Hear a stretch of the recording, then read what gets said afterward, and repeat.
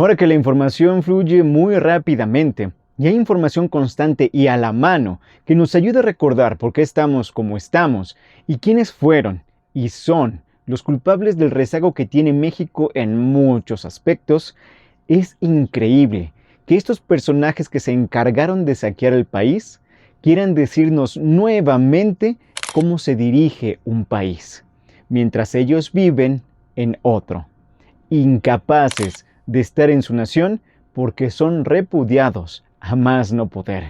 Tengo dos teorías del por qué son así. Bueno, a lo mejor tres. La primera, nos creen tontos y creen que olvidamos cómo remataron las empresas mexicanas y casi venden el país entero a empresas. La segunda teoría es que viven en una realidad completamente distinta y creen genuinamente que hicieron algo importante para el país. Y claro, su desarrollo.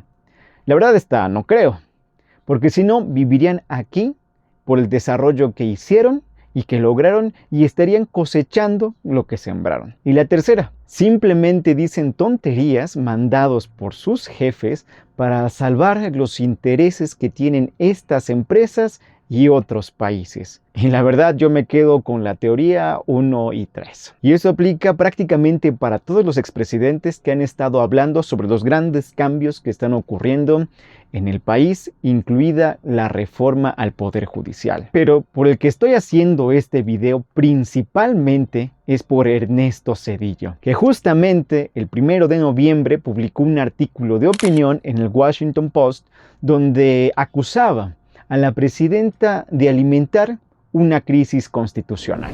En su artículo habla sobre un México que casi durante 30 años fue democrático, donde incluye el tiempo que a él le tocó, desde 1994. Y habla de AMLO como alguien que tuvo una presidencia caracterizada por la demagogia, el clientelismo y la incompetencia, entre varias cosas más. Porque un país democrático para este señor que vive en los Estados Unidos fue en su momento un país de privatizaciones y concesiones a empresas privadas. Concesionó los aeropuertos, donde se acomodó para que sean favorables para los socios extranjeros. Además de las privatizaciones de los aeropuertos, en marzo de 1996 anunció que a partir de ese año serían privatizados 8 de las 18 administraciones portuarias integrales del país. Ese paquete contempló la privatización de los puertos de Coatzacoalcos y Salina Cruz. Para ese año, las privatizaciones del sector portuario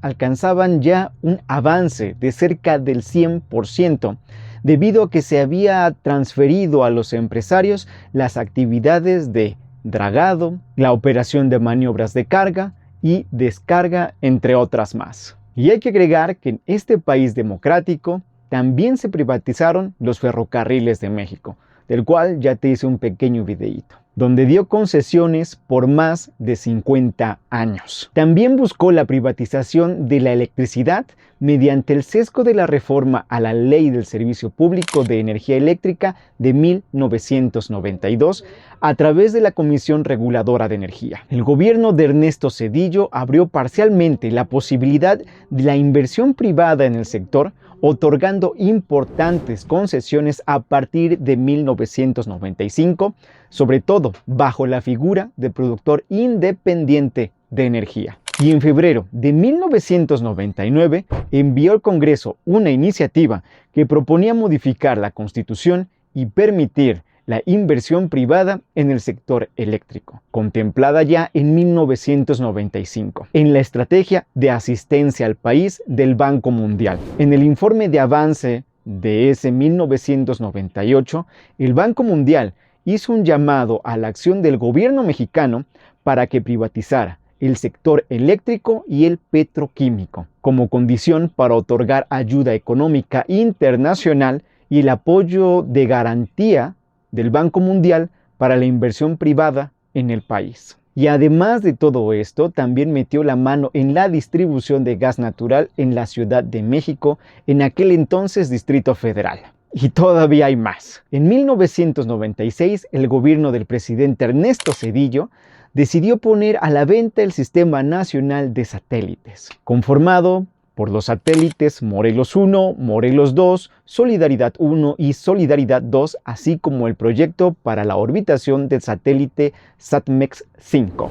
Y por último, en este país democrático ocurrió la privatización o el regalo de las minas al sector empresarial en 1998, además de que se menciona que, aunque no está confirmado del todo, Ernesto Zedillo, junto con Antonio Madero Bracho, es propietario de una mina ubicada en la frontera entre Texas y Coahuila, de las cuales se extrae berilio que es utilizado por la NASA, y en Baja California, donde se obtiene sal y yeso que son vendidas a empresarios japoneses, así como el rodio. La verdad, esto último, aunque no sea un dato comprobado al 100%, no me sorprendería si lo fuera. Zedillo, después del remate del país, se convirtió en socio de la empresa ferroviaria estadounidense Kansas City e integrante del consejo de administración de la empresa ferroviaria también Union Pacific, empresas a las que él le concesionó nuestros ferrocarriles. Ese es el país democrático del que habla ese señor. Pero para poder llegar a ese país democrático, ¿qué fue lo que hizo? En 1994, 4 días después de haber llegado a la presidencia, hizo una reforma al Poder Judicial. Los jueces que estaban en función fueron jubilados anticipadamente.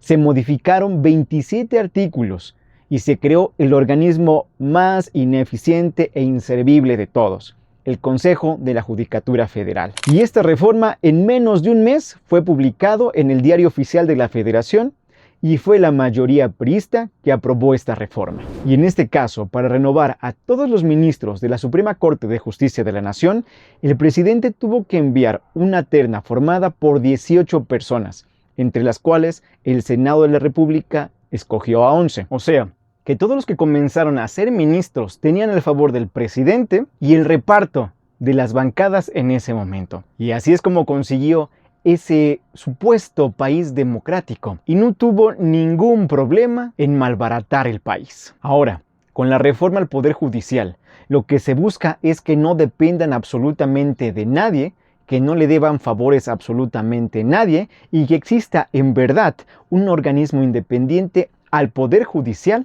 que vigile el actuar de los jueces. Así que ese país democrático que entrará en crisis constitucional y que menciona a este señor en un artículo para el Washington Post, jamás existió para los mexicanos, pero sí para los extranjeros y empresarios a los que se les estaba repartiendo democráticamente el país y que se han sentido dueños durante años. Para quienes conocen lo que ha sucedido durante años y décadas en este país, en este México, el verdadero México democrático apenas está comenzando. ¿O tú qué crees? Me gustaría leerte en los comentarios.